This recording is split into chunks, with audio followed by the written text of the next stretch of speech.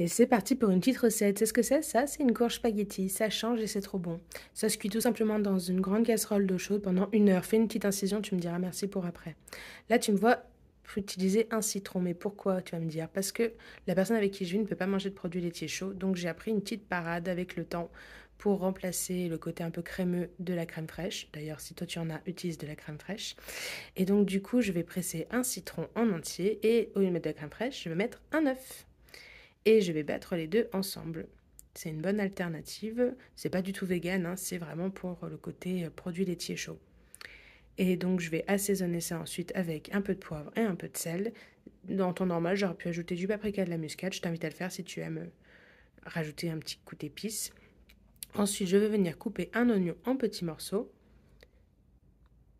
Et je vais venir faire chauffer de l'huile. Alors moi, c'est de l'huile d'olive avec du romarin, mais tu mets l'huile que tu préfères. Quand mes oignons ont un peu dorés, je rajoute du lard. Je fais revenir tout ça ensemble parce qu'il faut rajouter un petit peu de saveur à cette courge. Et donc, du coup, voilà pourquoi j'ai fait une incision pendant la cuisson.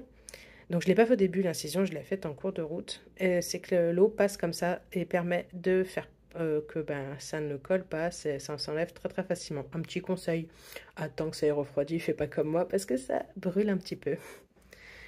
Sinon, voilà, tu vas comprendre pourquoi, si tu connaissais pas, ça s'appelle une courge spaghetti, parce qu'une fois que tu l'ouvres, l'intérieur, c'est des petits filaments comme ça, et ça ressemble à des spaghettis.